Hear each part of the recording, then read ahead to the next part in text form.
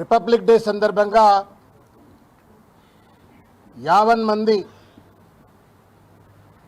భారతదేశ ప్రజలందరికీ తెలంగాణ ప్రజలందరికీ కూడా హృదయపూర్వకంగా శుభాకాంక్షలు తెలియజేస్తూ అదేవిధంగా భారత రాజ్యాంగ నిర్మాత అయినటువంటి డాక్టర్ బాబాసాహెబ్ అంబేద్కర్ గారికి హృదయపూర్వకంగా నివాళులు అర్పిస్తూ ఈరోజు భారత రాజ్యాంగాన్ని గౌరవించుకుంటున్నామంటే అది మన భారతదేశాన్ని గౌరవించుకున్నట్టుగానే భావించాల. భిన్న జాతులు, భిన్న భాషలు, భిన్న సంస్కృతులు ఉన్నటువంటి ఈ దేశాన్ని సంఘటితం చేసి సమన్వయం చేసి ఒక తాటికి మీదకి తీసుకొచ్చి ఒక దేశంగా నిలబెట్టినటువంటి ఒక మహోన్నతమైనటువంటి ఒక గ్రంథం భారత రాజ్యాంగం. అటువంటి రాజ్యాంగాన్ని ఇవాళ తుంగల దొక్కాలనేటువంటి ఒక ప్రయత్నం ఇవాళ పాలక వర్గాలు కశ్మీర్ నుండి కన్యాకుమారి వరకు చేస్తున్నటువంటి ఒక దుర్మార్గమైన సంప్రదాయాన్ని చూస్తూ ఉన్నాం. భారత రాజ్యాంగాన్ని కాపాడుకోవలసిన ఒక బాధ్యత మనపైనే ఉంటుంది, ప్రజలపైనే ఉంటుంది.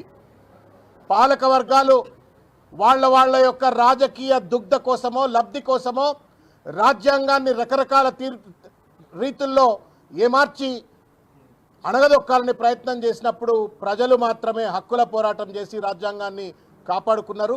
ఇవాళ కూడా భారత రాజ్యాంగం ప్రమాదంలో ఉంది. భారత రాజ్యాంగ సంస్థలన్నింటినీ కూడా చెరబట్టి ఇవాళ ఒక రాజకీయ ఆయుధాలుగా వాడుకొని ఇవాళ ప్రతిపక్ష పార్టీల పైన దాడులు చేస్తున్నట్టు దుర్మార్గమైన సంస్కృతి చూస్తూ ఉన్నాం. అది విద్యా సంస్థలు కావచ్చు, ఈడీ కావచ్చు, సిబిఐ కావచ్చు, ఐటీ కావచ్చు, ఇటువంటి జ్యుడిషియరీ కూడా కావచ్చు, ఇటువంటి రాజ్యాంగబద్ధమైన సంస్థలన్నింటినీ కూడా రాజకీయ ఆయుధాలుగా వాడుకొని పొలిటికల్ వెపనైజేషన్గా మార్చేసి ఇవాళ పెద్ద ఎత్తున ఇవాళ సమాజం పైన దాడి చేస్తున్నట్టు ఒక పాలక వర్గాలు ఉన్నాయి. వీళ్లకు వ్యతిరేకంగా పోరాడవలసిన అవసరం ఉంది. ఇవాళ రాజ్యాంగాన్ని కూని చేస్తున్నటువంటి ఒక ప్రక్రియను కూడా అడ్డుకట్టవలసిన అవసరం ఉంది.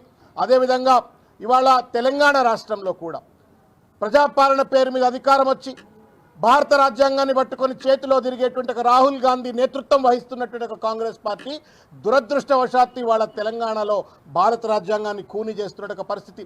లగచర్ల లాంటి గ్రామాల్లో జరిగినటువంటి ఒక దుర్మార్గమైనటువంటి ఒక దాష్టికం కానివ్వండి, హైడ్రా పేరు మీద జరిగినటువంటి ఒక పేదల ఇళ్లు కూల్చివేసి వాళ్ళందరినీ నిరాశ్రయులు చేసినట్టు పరిస్థితి కానివ్వండి, మొత్తానికి మొత్తం ఇవాళ ఆర్టీఐ సమాచార హక్కు చట్టాన్ని తుంగలో దొక్కినా, లేకపోతే మానవ హక్కుల కమిషన్కు కనీసం చైర్మన్ లేక సభ్యులు లేక రకరకాలైనటువంటి ఒక రీతుల్లో ఇవాళ ప్రజల హక్కులను కాలరాస్తున్నట్టుగా తీరు ఇవాళ భారత రాజ్యాంగం తెలంగాణలో కూడా ప్రమాదంలో ఉంది, రేవంత్ రెడ్డి రాజ్యంలో.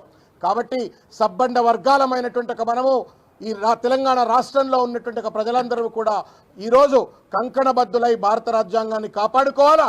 రేవంత్ రెడ్డి చేస్తున్నటువంటి ఒక రాజ్యాంగ ఖూనీని తప్పనిసరిగా అడ్డుకోవాల్సిన అవసరం ఉందని చెప్పని తెలియజేస్తూ మరొక్కసారి 50 మంది ప్రజలందరికీ కూడా హృదయపూర్వకంగా శిరస్సు వంచి నమస్కారం తెలియజేస్తూ రిపబ్లిక్ డే శుభాకాంక్షలు తెలియజేస్తా ఉన్నాను.